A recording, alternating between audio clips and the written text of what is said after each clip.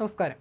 വൻ ഉരുൾപൊട്ടലുണ്ടായ മുണ്ടക്കൈ ചൂരൽമല മേഖലകളിൽ പരിശോധന നടത്തി ദേശീയ ഭൗമശാസ്ത്ര പഠന കേന്ദ്രത്തിലെ മുതിർന്ന ശാസ്ത്രജ്ഞൻ ജോൺ മത്തായിയുടെ നേതൃത്വത്തിലുള്ള സംഘം വയനാട്ടിൽ സേഫ് ഏരിയ, അൺസേഫ് ഏരിയ ഏതൊക്കെയെന്ന് തരംതിരിച്ച് സർക്കാരിന് റിപ്പോർട്ട് സമർപ്പിക്കുമെന്ന് ജോൺ മത്തായി പറഞ്ഞു. ചൂരൽമലയിൽ ഉരുൾപൊട്ടിയ സ്ഥലം മുതൽ താഴേക്ക് വന്ന് പരിശോധിക്കാനും സംഘം ഉദ്ദേശിക്കുന്നുണ്ട്. എന്താണ് ഉരുൾപൊട്ടലിന് കാരണമെന്നും പ്രഭവ കേന്ദ്രം ഏതെന്നും പരിശോധിക്കുമെന്നും അദ്ദേഹം പറഞ്ഞു. ജോൺ മത്തായിയുടെ നേതൃത്വത്തിലുള്ള 5-അംഗ സംഘമാണ് ദുരന്ത മേഖലയിലെത്തിയത്. ഉരുൾപൊട്ടലുണ്ടായ മേഖലകൾ സന്ദർശിച്ച ശേഷം സുരക്ഷിതമായ പ്രദേശങ്ങൾ ഏതൊക്കെ, ദുർബല പ്രദേശങ്ങൾ ഏതൊക്കെ, ഇനി എന്തെങ്കിലും പ്രശ്നങ്ങൾ ഉണ്ടാകാനുള്ള സാധ്യതയുണ്ടോ തുടങ്ങിയ കാര്യങ്ങൾ പരിശോധിച്ച് റിപ്പോർട്ട് സമർപ്പിക്കും. ഉരുൾപൊട്ടിയ ഭാഗത്തേക്കാണ് ആദ്യം പോയത്. അവിടെ നിന്ന് താഴോട്ട് വരും. 2-3 ദിവസം അവിടെ ഉണ്ടാകും.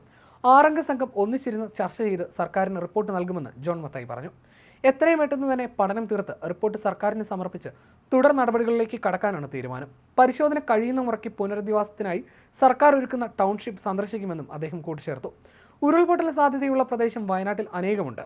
300 മില്ലിമീറ്റർ മഴയിൽ കൂടുതൽ പെയ്യുകയാണെങ്കിൽ ഉരുൾപൊട്ടൽ ഉണ്ടാകാനുള്ള സാധ്യത കൂടുതലാണ്. അതിനെ സൂക്ഷ്മ രീതിയിൽ തരംതിരിച്ചെടുക്കേണ്ടത് ആവശ്യമാണെന്നും അദ്ദേഹം പറഞ്ഞു. കേടുപാടുകൾ പറ്റാത്ത വീടുകളിൽ ആളുകൾക്ക് താമസം സാധ്യമാണോ എന്ന ചോദ്യത്തിന് സേഫ് ഏരിയ, അൺസേഫ് ഏരിയ ആയി തിരിച്ച ശേഷം കേടുപാടുകൾ സംഭവിക്കാത്ത വീടുകളുണ്ടെങ്കിൽ സേഫ് ഏരിയ ആണെങ്കിൽ അവയെ ഉപയോഗപ്രദമാക്കാമെന്നും അദ്ദേഹം പറഞ്ഞു. CWRM principal scientist doctor TK Drishya, Surathkal NIT associate professor doctor Srivatsa Kolathayar, ജില്ലാ മണ്ണു സംരക്ഷണ ഓഫീസർ താര മനോഹരൻ, കേരള ദുരന്ത നിവാരണ authority hazard and risk analyst P Pradeep എന്നിവരാണ് വിദഗ്ധ സംഘത്തിലുള്ളത്.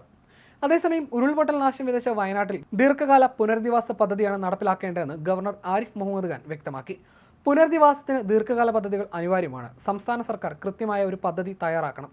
അതിന്മേൽ ആവശ്യമായ എല്ലാ സഹകരണവും കേന്ദ്രം നൽകുമെന്നും ഗവർണർ തൃശൂരിൽ പറഞ്ഞു. ദീർഘകാല പുനരധിവാസത്തിലാണ് ഇനി ശ്രദ്ധ പുലർത്തേണ്ടുന്നത്. സംസ്ഥാന സർക്കാർ തയ്യാറാക്കുന്ന പദ്ധതി കേന്ദ്രത്തിന് നൽകുന്നതോടെ അതിന്മേൽ ആവശ്യമായ എല്ലാ സഹകരണവും കേന്ദ്രം നൽകും.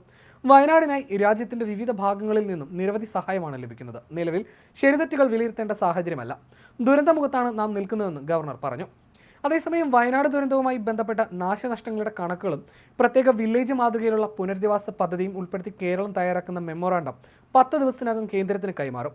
വിശദമായ റിപ്പോർട്ട് സന്ദർശനത്തിന് ശേഷം പ്രധാനമന്ത്രി ആവശ്യപ്പെട്ടതോടെയാണ് അതിനുള്ള തയ്യാറെടുപ്പുകൾ നടക്കുന്നത്. ഇത് സംബന്ധിച്ച റിപ്പോർട്ട് വേഗം തയ്യാറാക്കി സമർപ്പിക്കാൻ തദ്ദേശ റവന്യൂ വകുപ്പുകളെ ചുമതലപ്പെടുത്തിയിട്ടുണ്ട്. കാര്യമായ കേന്ദ്ര സഹായം കൂടാതെ കേരളത്തിന് മുന്നോട്ട് പോകാൻ സാധിക്കാത്ത അവസ്ഥയാണുള്ളത്. പ്രധാനമന്ത്രി നരേന്ദ്രമോദി ദുരന്തബാധിത പ്രദേശങ്ങൾ നേരിട്ട് സന്ദർശിച്ച ശേഷം റിപ്പോർട്ട് സമർപ്പിക്കാൻ കേരളത്തോട് നിർദ്ദേശിക്കുകയായിരുന്നു. ഇതിന്റെ അടിസ്ഥാനത്തിലാണ് നാശനഷ്ട കണക്കുകളും പുനരധിവാസ പാക്കേജിലെ വിവരങ്ങളും ഉൾപ്പെടുത്തി മെമ്മോറാണ്ടം തയ്യാറാക്കാനുള്ള നടപടി വേഗത്തിലാക്കിയത്.